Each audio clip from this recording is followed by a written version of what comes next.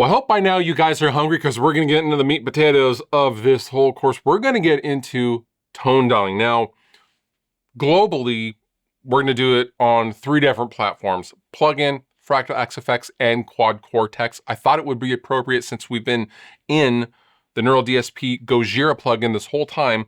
We're going to start with a default setting for the Gojira. So I'm going to do that right now. Default. I want you to be ready to practice critical listening. We're going to talk over all of the bells and whistles, what we need, what we don't need, and what we want, which is, I think, something a lot of people don't necessarily talk about. Is you need to know what you want in your head. If you think of a guitar tone, a ripping guitar tone, that's what we need to aim for. Okay, so we are not just aimlessly dialing around, although there is an element of, is this cool? Is this not cool? We do need a general idea of the kind of tone that we want, okay? So I just clicked the default setting that anyone that has this plugin, if you want to follow along, would sound like. So here's how it sounds like with my guitar.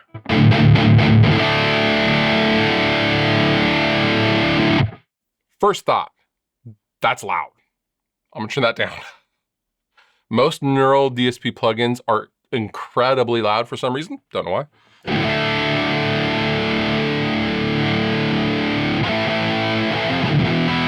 So right off the bat, I'm thinking, how do I feel about this sound? Lacks definition, lacks attack. It's a little flubby and it's a little muddy. And what I mean by muddy is there's a lot of low mids, and the low end's kind of general. It's not really tight, and it's not terrible. Like, if I had to use this tone, it'd be fine, right? Because I can hear the low end of my pickup is also contributing a lot to this patch.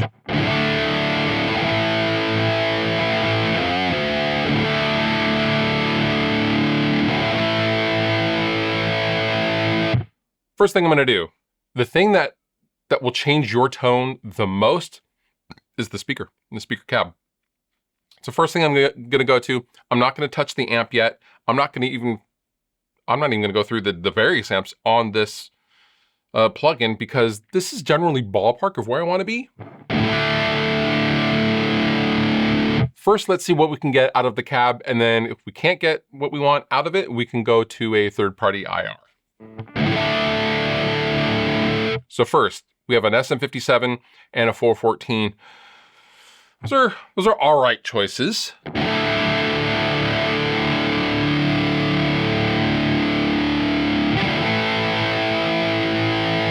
So I know right away that the 57 is going to be the mid-range, it's going to be the top end. The 414 is going to be a lot of the body.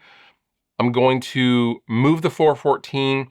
I'm going to start by dragging both mics around, right? I'm just going to see what sounds correct. I'm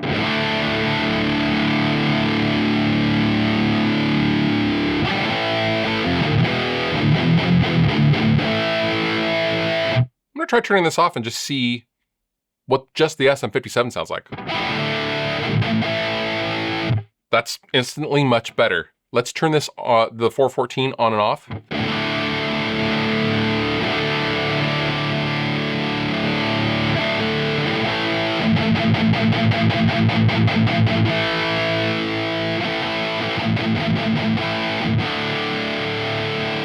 Okay, so right away, I don't really like the 414, to be totally honest. A classic combination is a 421 with the 57. Let's try that.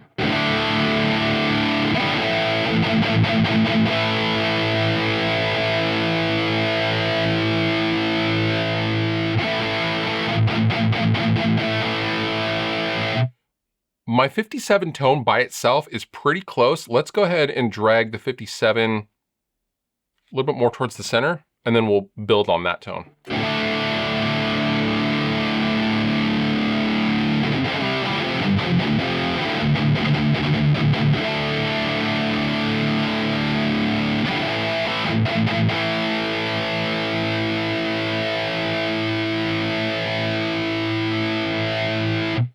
I'm gonna mess with the distance control. The distance control is gonna give me the uppermost top end.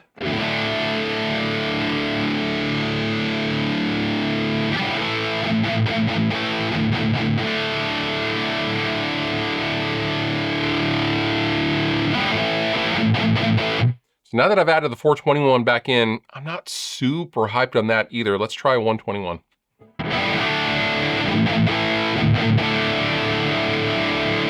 Now I want to know what the 121 is doing by itself and what it's adding to the 57. So right now I'm going to turn off the 57.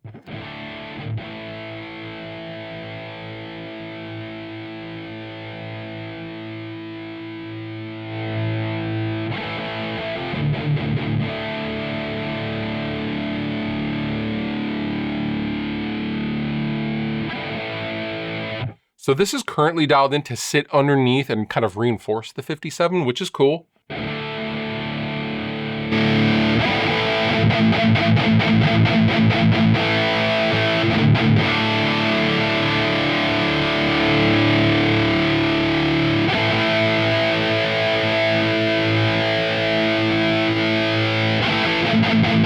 The 160. The 160 is cool. Again, these vary quite a bit from plugin to plugin. So don't always assume any one given 57, virtual 57 sounds like another 57. However,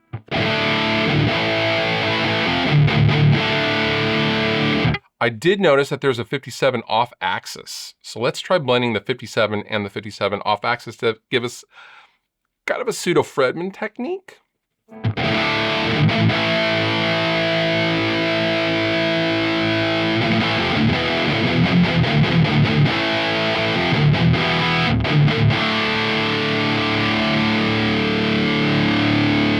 Now, as I turn the mic level up on the off axis, you will hear kind of the low mids shift.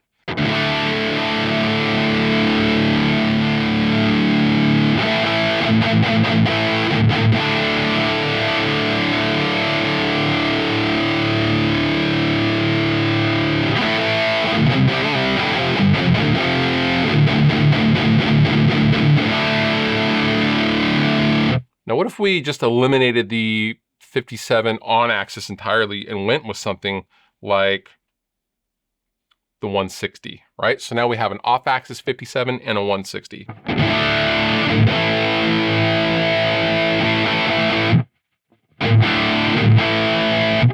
Pretty muddy, pretty not defined. Let's go to another option. Let's load a third-party IR. Now, a lot of you, I'm sure, have seen impulse response packs, free paid versions.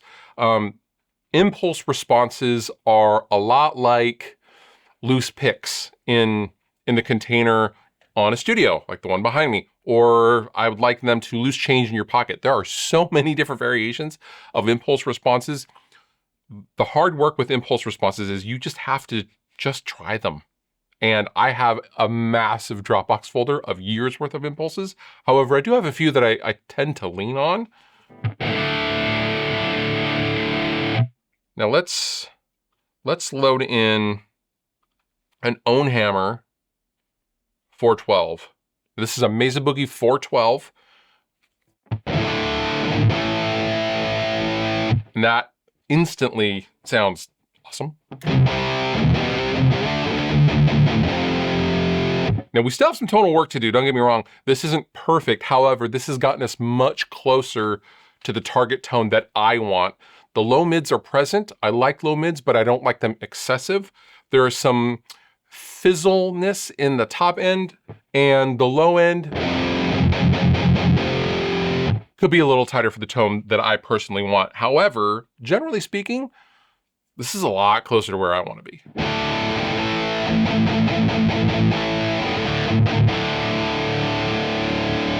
So now it's at this point, I'm gonna go back to the amplifier.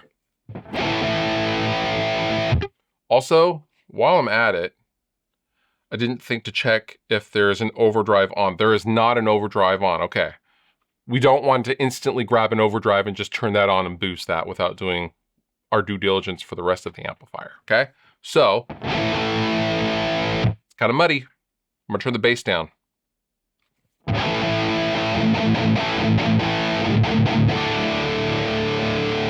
Now let's make sure on our post EQ, so we do have a little tiny bit of 500 we're gonna return that to 0. So now we're totally zeroed on our EQ.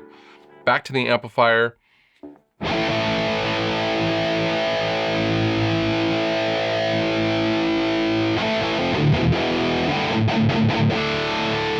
I would like some more mid-range. I would like some more top end, but not ultra top end, not presence.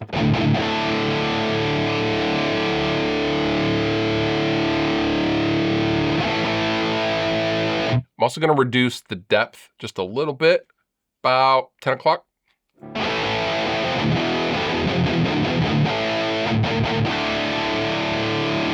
Now, I know I like the effect of an overdrive pedal. I'm gonna turn the gain down because currently, as you can see, it's at like 2 o'clock, pretty high, which is also gonna be adding a lot of fizz. I'm gonna turn this as a starting point down to about 10 o'clock.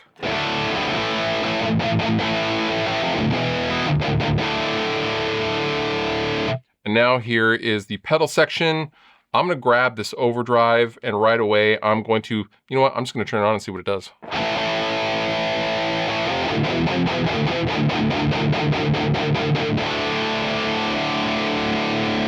Much like a real overdrive pedal, a Tube Screamer style overdrive pedal, this has eliminated a lot of the mud and a lot of the, I don't know, just the general flubbiness in the tone, really tightened things up.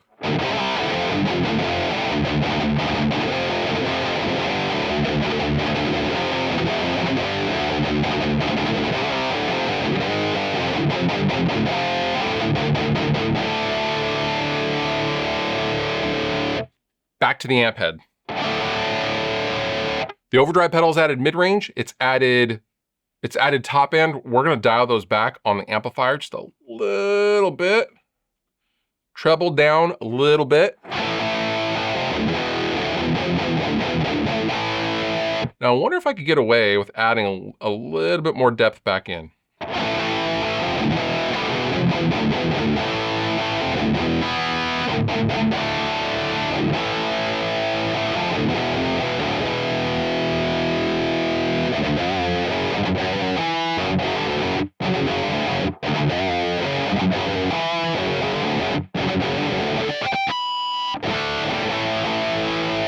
Sounded pretty good. I think we could fine tune this a little bit by not messing with the amp, but utilizing the EQ section, the post EQ section, to give more broad stroke EQ moves to the overall tone. So first what I'm gonna do, this high pass filter is the unsung hero of all guitar tones in my opinion.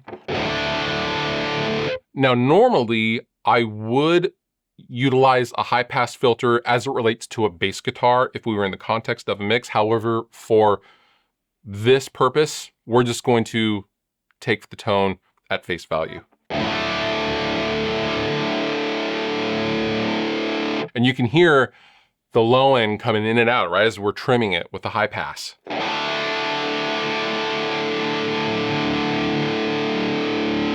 It is critical that you do not pay attention to this number, this high pass filter, whatever frequency range it says, that does not matter. What matters is how it sounds.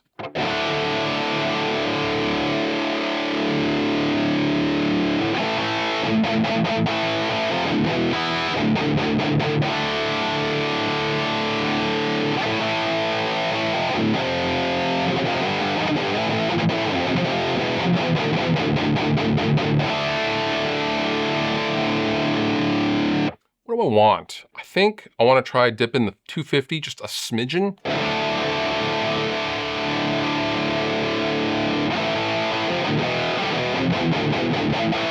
And then maybe we can compensate with the high pass filter, or for the high pass filter rather, and bump a little bit of 125. Let's try that.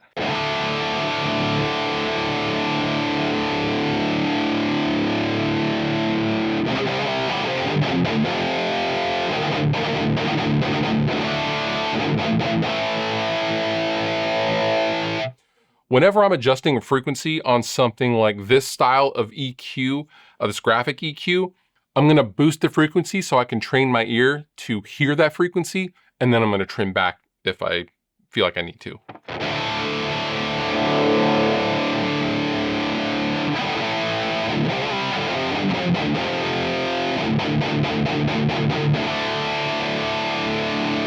The It's feeling pretty good. The low pass filter, which is going to trim the most top end portion of this tone, generally it's pretty subjective, and normally I would do that in the context of a mix. However, again, let's see what it does.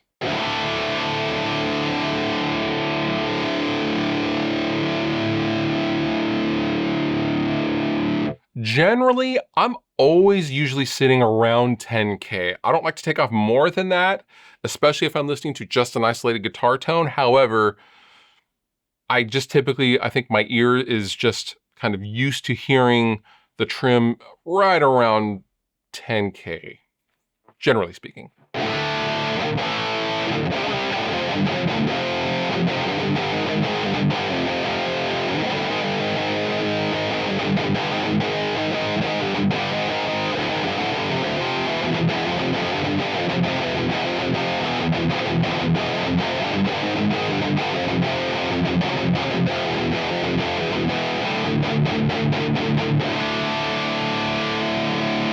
Lastly, a little fine tuning back at the amp. A little bit more low end on the bass knob.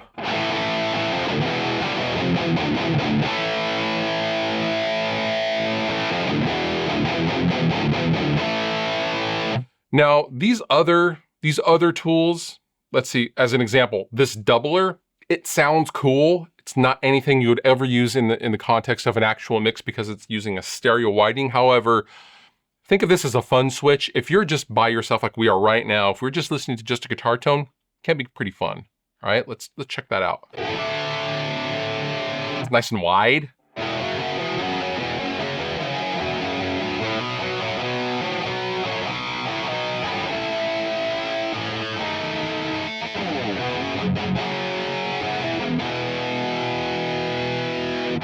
This is the kind of thing that I would only use after I'm done dialing in the tone. Again, it's the fun switch. It's the doubler. It sounds great. Don't use this in the context of a mix because it'll phase out and all sorts of stuff that we'll get into later. However, over on the pedal section, we have the whammy and we have the octave. Again, the octave, not necessarily a tonal tool to dial in your specific tone. However, again, it's a lot of fun.